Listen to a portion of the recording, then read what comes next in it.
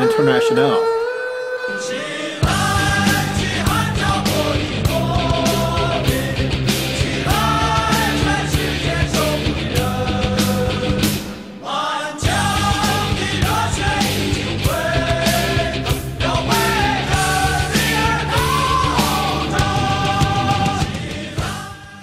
The students demanded freedom of speech, freedom of the press, democracy, and the end to crime, profiteering, and corruption among the top leaders who were enriching themselves and their families.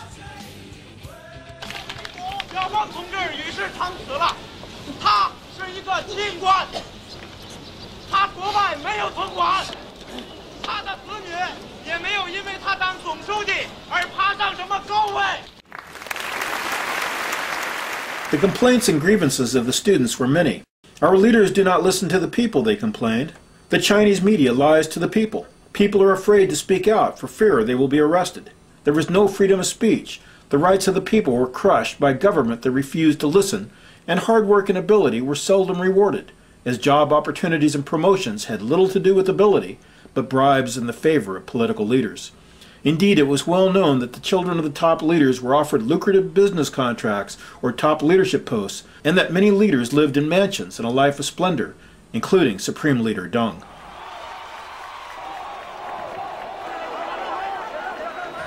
Carrying pictures of Hu, the students marched to the Monument of Martyrs in Tiananmen Square to stand alongside the carved images of other students who had changed China's history.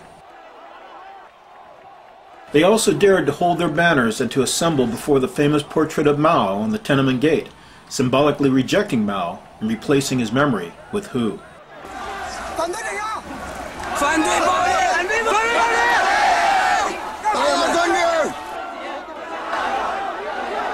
Again and again they scaled the monument to the revolutionary martyrs. The students shouted, "Down with dictatorship! Long live democracy!" waving banners, singing, chanting, and making speeches.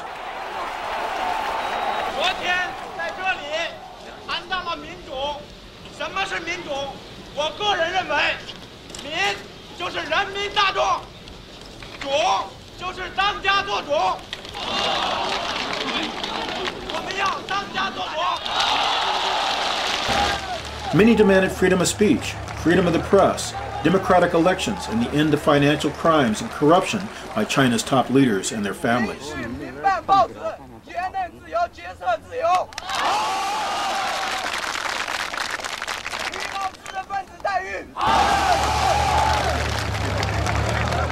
The complaints were many. Culture and education had suffered since the years of Mao, when intellectuals and professors were driven from the universities and beaten, tortured, and killed. Scholarly books were burned, and 4,000 years of culture destroyed.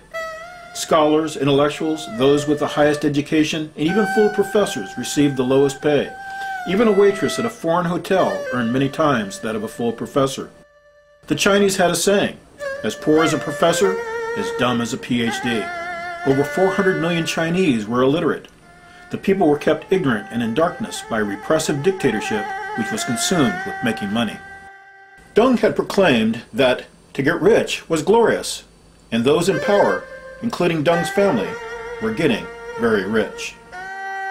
Just as the leadership feared, students at dozens of universities saw Hu's death as an opportunity to protest crime and corruption among the top leaders.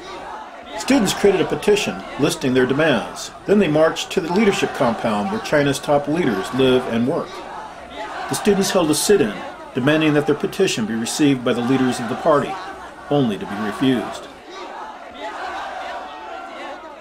The students then marched and staged a sit-in in front of the Great Hall of the People, where Hu's memorial service was being held, demanding dialogue and again presenting their petition.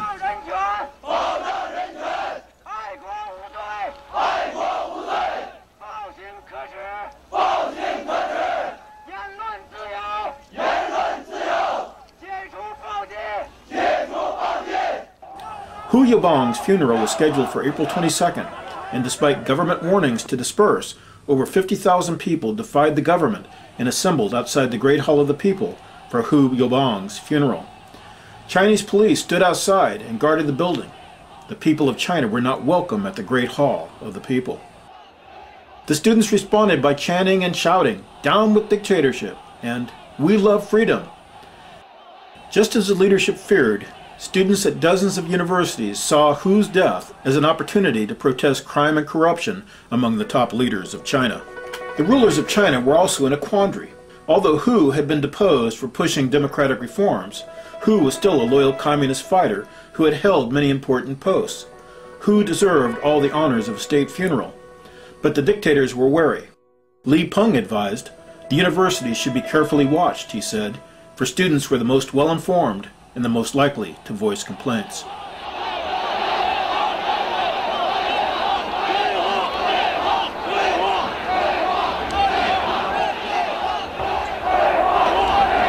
Students demanded direct talks with Premier Li Peng and shouted, "Dialogue, dialogue," and come out, Li Peng."